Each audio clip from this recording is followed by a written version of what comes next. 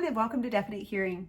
In today's video, we are going to talk about emergency preparedness for hearing aid wearers. Whether you find yourself in a natural disaster, a power outage, or a sudden evacuation, having a plan that accounts for your hearing loss and your hearing aids is critical.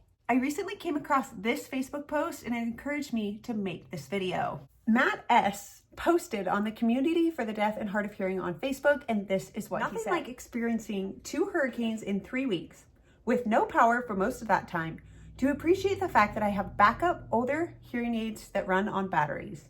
My rechargeable hearing aids were useless. Emergencies are stressful for anyone, but for us that rely on hearing devices, emergencies can become especially difficult if we don't have a plan to power our hearing devices. Okay, so what do you really want to have in your emergency kit? Let's talk about this. You're going to want additional power, whether that looks like batteries or an external power pack for a rechargeable set of hearing aids. Ideally, have a backup pair of hearing aids if you cannot properly power your devices. You will want a waterproof pouch to protect your devices from any water.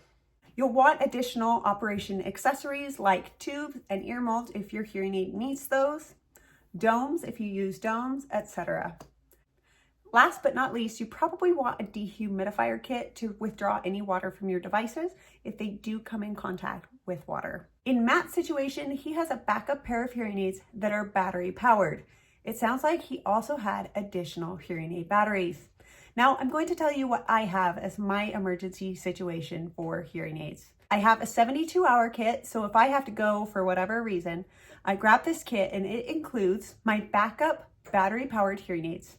These are my older pair of ReSound Enzo 3Ds.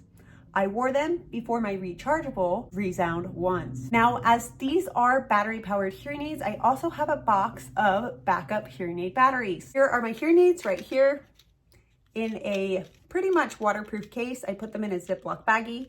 I have some batteries right here, but I also have this box as well. There are 6 packs of hearing aid batteries in here. They have 8 batteries each, so 40 batteries total.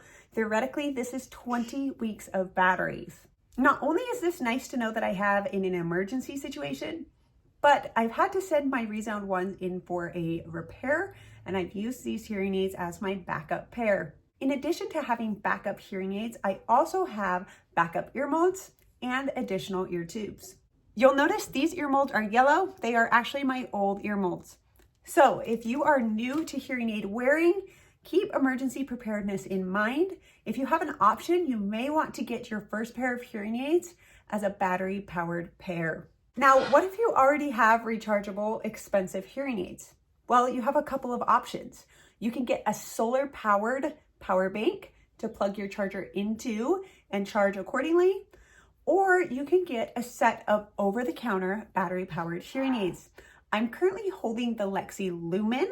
These are the only over-the-counter battery-powered hearing aids that I have tried. All other over-the-counter hearing aid models I've tried are rechargeable. So if you need a backup pair of hearing aids for whatever reason, you may want to look into the Lexi Lumen. I will include a link for these in the description below.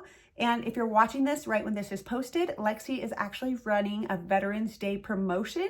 So I will include that link in the description below as well. Another option that I have for backup battery power is I actually have a Jackery solar generator. This is a very expensive device and we actually received it as a gift from a family member for a Christmas present. We didn't really have any specific things we wanted, and this family member gifted us this item. I have to admit, this solar generator is really nice to have. It gives me peace of mind knowing that I can use the solar panels on this generator and charge my hearing aids for a very long time. Ideally, if we were in an emergency situation, we would use this generator to power cell phone devices if they're still usable, assuming cellular networks are still operating, and my hearing aids. We could also use this generator to power an Instant Pot and other electronic devices. The next piece of emergency preparedness is a communication plan. So talk with a loved one, friends, people nearby, neighbors even. Let them know that you have a hearing loss. Walk through different scenarios, say a natural disaster, a power outage, or an unexpected evacuation. Make them aware of your hearing loss and set expectations for what they can expect with your hearing loss. For example, if the power goes out, you could ask them, can you please come over and check on me and make sure that I'm okay and I have the power I need for my hearing devices. Having a communication partner will ensure that you are accounted for. And if everything goes haywire with your hearing aids and your backup devices, someone is aware of you and your situation and that you may need special accommodations if you cannot hear when disaster strikes.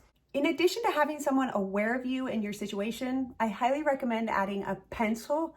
I highly recommend adding a pen and a paper to your emergency kit. This way, if you cannot properly talk or understand what is being said to you in an emergency situation, you can write it out. Clear communication is absolutely essential to addressing problems. Another emergency preparedness tip I have is staying informed. I highly recommend working with your communication partner to help them know that you want to stay informed with local and government officials and news sources so that you know what to expect and where to receive aid, assuming it's available. I highly recommend having some kind of radio device. Again, if you can power your phone and use a transcription device to understand what's being said, that will be extremely helpful, but think through those options. Look at your city website. What is their emergency preparedness plan? How do they plan to communicate emergency information? Ensure that you're registered properly for whether it's email blast or text messages or phone call, and ensure that those methods of communication are accessible for you. Imagine you followed all these tips and the worst happens, disaster strikes. Remember, you are prepared. Check in frequently with your communication buddy and be sure to do what you can to stay in touch with local information resources. Do you have any questions for me about emergency preparedness as a hearing aid wearer? Do you have any comments or concerns? If so, I would love to hear in the comments below. Thanks so much for watching this video. Stay strong, stay amazing, and be prepared. Have a great day. Bye.